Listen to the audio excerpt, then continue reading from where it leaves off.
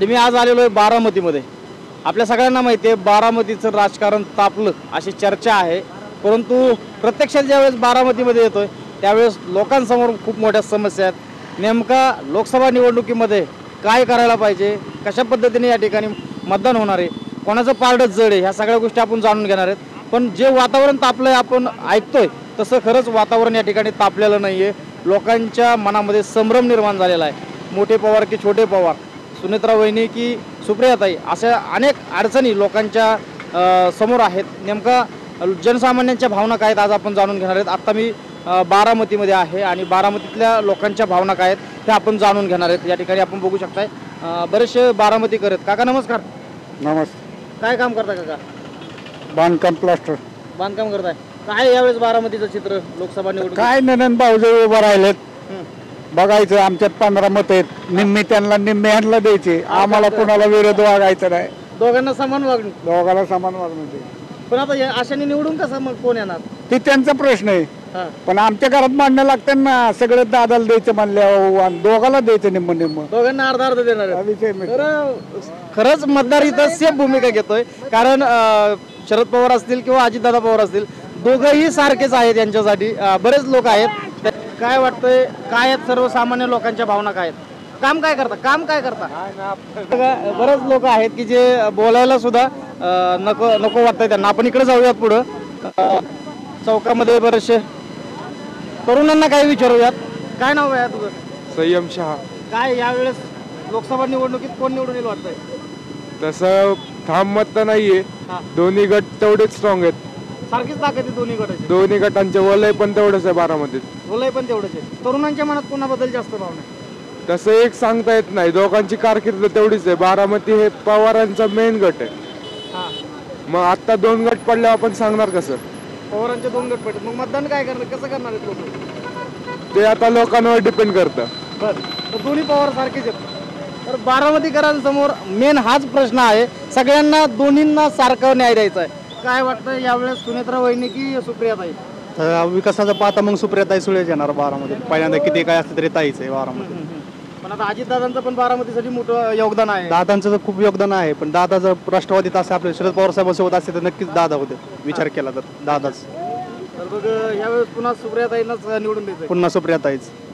काय वाटतं यावेळेस? काय नको बाबा ताई, काय वाटतं यावेळेस लोकसभा निवडणूक लागलेली आहे आणि आता पवार कुटुंबातलेच 2 उमेदवार असणार आहेत, मतदार म्हणून कशी भूमिका निभावणार आहे त्यावेळेस?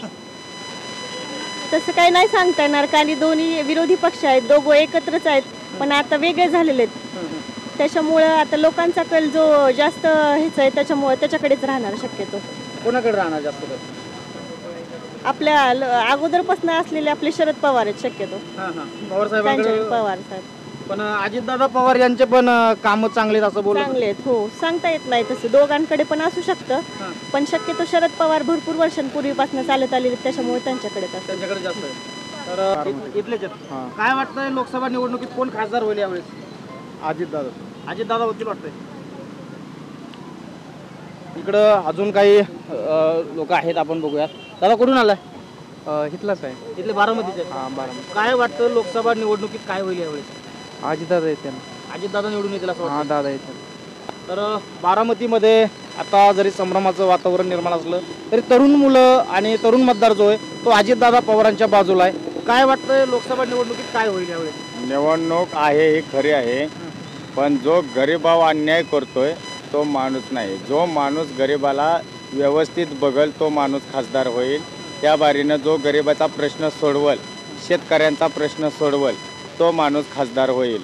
कुणी असू द्या, बारामती मतदारसंघ असू द्या, कुठलाही मतदारसंघ असू द्या, जो माणूस गरिबाचा शेतकऱ्यांचा प्रश्न सोडवल तो माणूस खासदार होईल।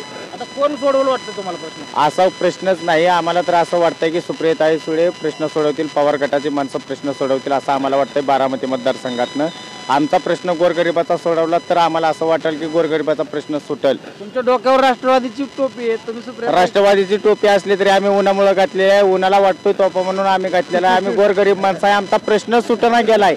राष्ट्रवादीचं जरी चिन्ह घेतलं तरी आमचा प्रश्न सुटणं गेला, सुप्रियताईचं चिन्ह घेतलं तरी आमचा प्रश्न सुटणं गेला. आम्ही चिन्ह घ्यायचं कोणाचं, मतदान करायचं कोणाला, हा आमचा सगळ्यात मोठा प्रश्न चालू आहे. गोरगरिबाला न्याय कधी मिळणार हा सगळ्यात मोठा प्रश्न चालू आहे. खासदार कोणी ह्याच्याबद्दल नाही, गोरगरिबाचा प्रश्न कधी सुटेल त्याच्यावर खासदार निवडून येईल. बघा नाही कोण तर आम्ही कसा काय खासदारकीला मतदार देणार, आम्ही त्यांना निवडून कसं काय आणणार हा आमचा सगळ्यात मोठा प्रश्न आहे. आम्हाला एका दिवसाच्या अन्नाची भटकंती आम्हाला करावी लागते. या बारामती शहरात आम्ही रोज भटकंती करतोय, आम्हाला दिवसभराचं अन्न भेटत नाही, दिवसभराचं काम भेटत नाही, तर आम्ही भटकंती करून आम्ही यांना मतदान द्यायचं कसं? कोणता गट असू द्या, आम्ही मतदान द्यायचं कसं हा आमचा प्रश्न आहे.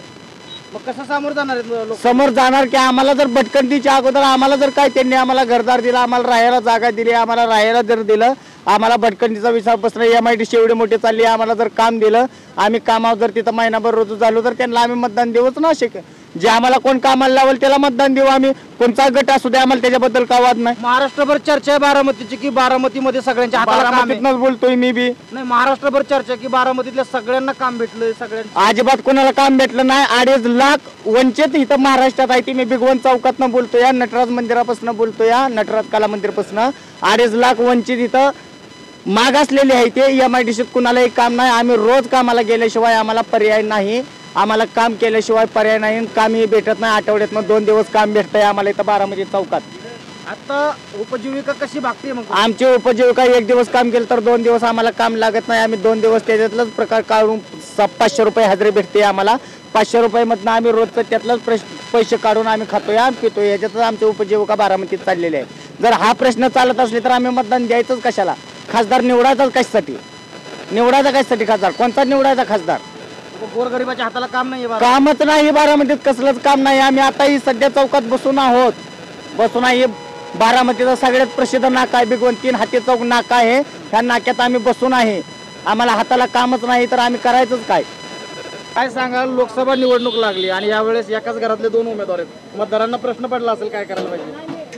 नाही काय, सुप्रियाताई सुप्रियाताईंना मतदान करणार आहेत. सुप्रियाताई का अजितदादा पवार यांनी तर बारामतीचा विकास केला असं म्हणतात, मग का त्यांना का डावलणार? सुप्रियाताईंनी बी केलाय ना. ताईंनी पण केलाय, पण ताई आणि दादा एकाच घरातले, एकाच घरातले झाली यांनी काही फरक पडणार आहे? दादा भ्रष्टाचारमुळे गेले ना BJPत, त्याच्यामुळे सुप्रियाताई. अजितदादाच लागणार बारामतीत. अजितदादा लागतील असं वाटतंय? अजितदादाचं काम आहे ना. कोणतं काम आवडतं दादांचं? बारामतीचा विकासच जो आहे तो चालू आहे. तो विकास थांबलत नाही. लॉकडाऊन होतं, कुठलं काय होतं, तर बारामतीचा विकास थांबलत नाही ना. विकास झालाय बारामती? हो झालाय ना. दादा काही मध्ये तरुणाच्या हाताला कामच नाही. जे पाहिजे ते म्हणजे नाही का, जी गोष्ट म्हणजे बाहेर जाऊन भेट करायला लागायची बारामतीकरांना ती हिथच भेटते आता. बारामती सगळ्या गोष्टी म्हणजे नाही का. सुनेत्रा वहिनींना निवडून देतील लोक असं वाटतं. हो मग इकडं ताईंना पण आपण प्रश्न विचारूया. अजितदादाच येतील बारामतीत. भरपूर प्रमाणात बारामतीचा विकास अजितदादांमुळे झालेला आहे.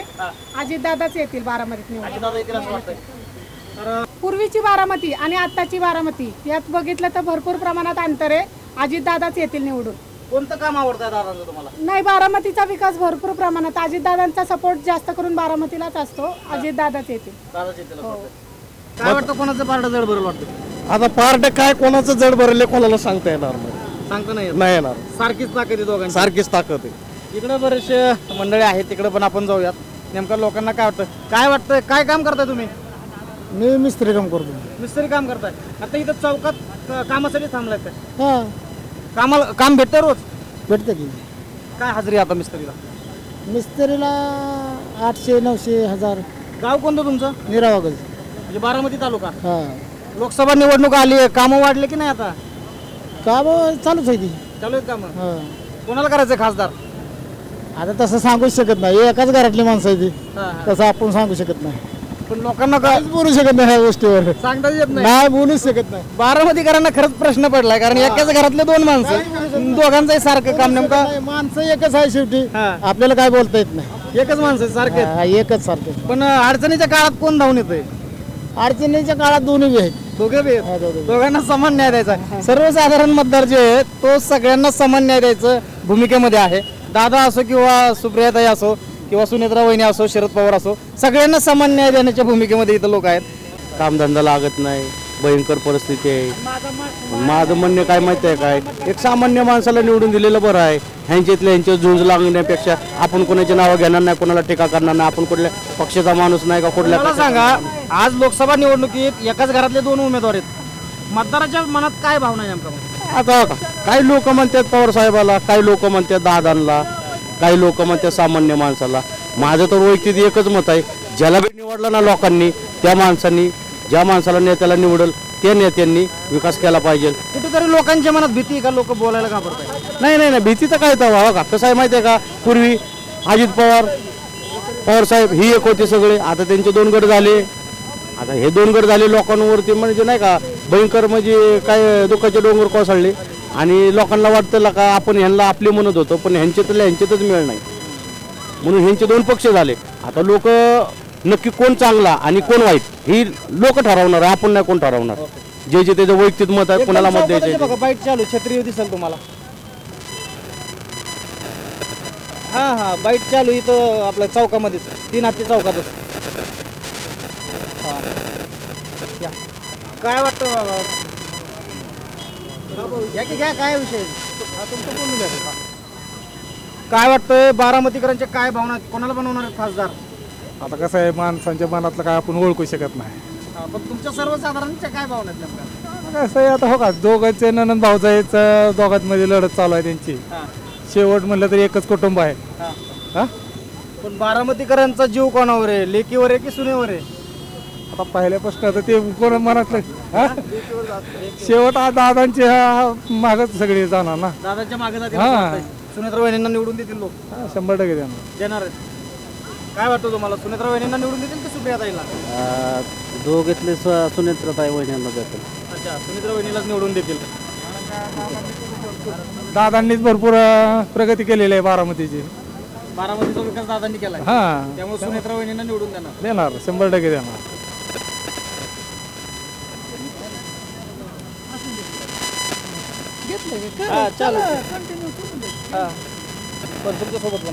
दादांचा विजय होईल ना, जे दादांनी केलंय सगळ्यांना जनतेला दिसतंय ना, विकास दिसतोय, गोरगरिबांची साथ आहे आणि सर्व युवक वर्ग दादांच्या सोबती आहे. युवक सोबत आहे दादा, सर्व सोबती आहे. तुमचं गाव कोणतं आहे? मी काटेवाडीचा. अच्छा, तुम्ही तर दादांच्या गावाला? हा, मी काटेवाडीचा. काटेवाडीतली परिस्थिती काय नेमका? दादांच्या सोबती सगळी काटेवाडी दादांच्या सोबती. पण आता पवार साहेबांनी दादांना राजकारणात आणले, लोक असं सांगतात, मग त्यांना का सोडणार लोक? कारण दादांना जो विकास केला लोकांना माहिती आहे ना, गोरबाईंचा कोणत्या शाळा असो, हॉस्पिटल असो, रस्ते असो, पाणी असो, हे दादांनी केले. त्यामुळे आम्ही सर्व युवक वर्ग, काटेवारीकर, बारामतीकर हे दादांच्या सोबत. वाटतं तुम्हाला सुनेत्रा वहिनी निवडून येतील? हा, 100%.